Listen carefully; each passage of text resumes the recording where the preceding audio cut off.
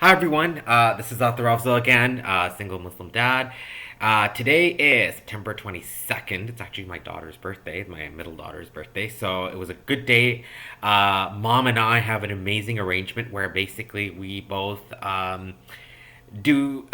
share the child whose birthday it is. We both get an opportunity to meet with them, so that's absolutely great because today it's a weekend, so it was mom's time, and obviously in the agreement, so I told her, can I have her from 12 to 4. So it was really nice I had that. So a word when you're going through your divorce and you're coming up with the separation agreements and so on, definitely put down something on there that shows that both of you would have the opportunity to meet your child on their birthday. I think that's just important to do. And even put it down for your own birthdays as well. It would be nice to have your kids on your own birthday just to celebrate something like that. We've also done it for holidays, especially on the Eid holidays, the two holidays that Muslims celebrate. So we've done it on that as well, both of us. For that, we basically have a good split for that one. So definitely suggest that you guys do this. So I wanted to have this topic of conversation today because yesterday, being Friday, I had attended a divorce support group and it was absolutely awesome. It was at the church at the Archdiocese of Hamilton, Ontario. In this, it's a walk-in, so if anybody's in the area, I would definitely suggest you go there. But it's absolutely valuable because sorry, I'm looking at my notes over here, and as you can see, this is the whiteboard I have with my kids with all sorts of stuff and what I have to do and groceries and stuff like that. So ignore that part of the video. So we discussed a couple of things, and there was a few revelations there that I'd wish again I had known while going through the divorce that I need to know these things so that I'm a bit more prepared going through the process. It's not a really nice process, but let's admit it's not a good process. But there are ways that we can sort of make it come easier. So first of all, the the one revelation that I think we all have to go through is that why are you divorced? A lot of people sort of ask that question. Why did it happen? Maybe if I done something different, or something else happened, or maybe I shouldn't have said this, or maybe I should have done that, or whatever. Maybe I should have been more fit. Maybe I should have been more successful. Whatever it is. At the end of the day, when you spend your time on the what ifs in the equation, it actually boils down to you are being divorced because you got married. And that was something interesting with the book that I had said earlier on, chapter 2. This was actually on it. You're basically getting divorced. The reason is because you married. You can't get divorced unless you didn't get married. That's what it happens over there. So in your mind, you'll always be thinking, well, what if I did this? What if I did that? You definitely want to find out those answers. And in my case, I was a dumpee and she was the dumper. So what really helped me go through my closure in this is to understand from other dumpers what they went through. And when you do that, you reach a point of appreciation from them and you say, I get what they went through.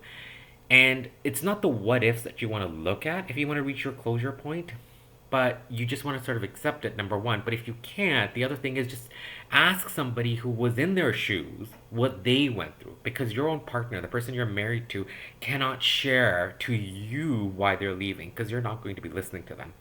So that's really, really key why you're divorcing. Second thing is, that was another revelation, and I think that happens a lot with dumpees initially, and eventually dumpers go through this as well. But dumpees actually say, and this is something interesting at the divorce group we said, what is the opposite of hate? And the strongest word was indifference. The opposite of the opposite of love, I'm sorry. The opposite of love is indifference. It's not hate, it's not anger, it's not whatever it is. Those are all emotions. So the opposite of love is indifference. If you're showing anger or bitterness or anything, those are all emotions and they have some sort of form or tie of love involved in it. So when you love someone, now you want to do the exact opposite. That's being indifferent. That was a big revelation because a part of me was indifferent and a part of me wasn't. And a part of her, I think she was ahead of me in being indifferent. She was definitely ahead of me because she was the dumper. And then the dumpee learns how to become indifferent as well in the relationship. You're not doing the person a favor by being, it's not it's not that you're doing this to them. I'm being indifferent to you because I don't love you anymore, or you don't love me, so I'm going to be indifferent to you. No, that's not the case. The case is for you to move on. So this is for something when you center yourself and you look at yourself and you say, okay, how do I move on forward in my life now that I'm divorced or getting a divorce? How do I move on? Well, you got to be indifferent to that partner first. It's kind of like you were married, you were all the way up here, you're into the love phase, now you're back to zero. And some people either stay at this level or they redevelop a friendship bond or whatever. But you can't go from here to here and then expect to be friends. Divorce and then getting back into friendship. No, you can't do that. So you got to go here, then you got to go back down and then reestablish that relationship. Whether that relationship is we're going to be strangers to each other or we're going to be friends for the sake of the kids or whatever it is. I don't know what ours is going to be. It's too early. It's only been 6 months or so. But I wanted to document this because whether you are a dumper, it's going to be natural for you to be indifferent. But if you're a dumpee, you should expect them to be indifferent. They're not going to care about you. They don't care if you get into an accident, you have health issues, or anything like that. They're not going to care. And that is a big thing. I mean, you'd think humanly that they should be caring because you are the father or the mother of their kids, but that's not going to happen. Don't have that expectation. So the other thing is expectation versus reality. And expectation is something that's there, but don't put that towards your life. And so that was a big revelation for me, right? She being indifferent is nothing to do against me. Maybe it is, I don't know. But and me being indifferent to her is not something to her. It's allowing, if you become indifferent to the other person, you are doing more or less a favor to yourself to move forward for yourself. And that's key. If you can get to that point, that's great. Obviously, do not badmouth them in front of the kids or anything. That you should just have a very small support group of friends or trusted family members only. And you only do that because they did something and you didn't like it. Just like when you were married. When you're married, your partner may have done something and it got you upset. You apologize to each other, then you get back together and you're like, you're fine. But in this case, because you're divorced, you can't. They did something to you.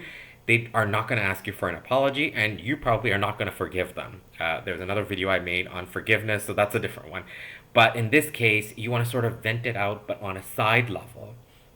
And so I don't understand why they're doing it. But in this case, when they do something indifferent to you or something that you don't like, you have to understand that there might be a reason that they're doing it. And in their frame of mind, that is the best educated answer, the best educated reaction that they can do. So don't judge them on something that they did once, twice, 3 times, because there's going to be a lot of times that you're going to let go of a lot of different things. You might snap here or there, but, and it's hard to think, is it worth the snap or is it not worth the snap? So you really have to think about that and think, okay, is it worth me snapping or is it not worth me snapping? Most of the time, it's probably not worth snapping, but if you do want to snap, you just have to do it in an indifferent tone. Just be very indifferent to it. And all you're doing is doing it for yourself and nobody else. It's not a favor to anybody, it's just a favor to yourself, and just focus on yourself so that you can build your life going forward. Thank you very much, everybody. Again, big disclaimer, if you happen to know who I was married to or my children, for the privacy of us and our family, for their mom and us, we're not a family, but for my family of 3 kids, I do respect that. Please do not share it with others who they are. This is purely something that I want to do for people that I know would excel in their life had they known this and going through this. And I feel that there's not enough support for men out there, and there's not enough support for men, and even the Muslim community, it doesn't have as much support.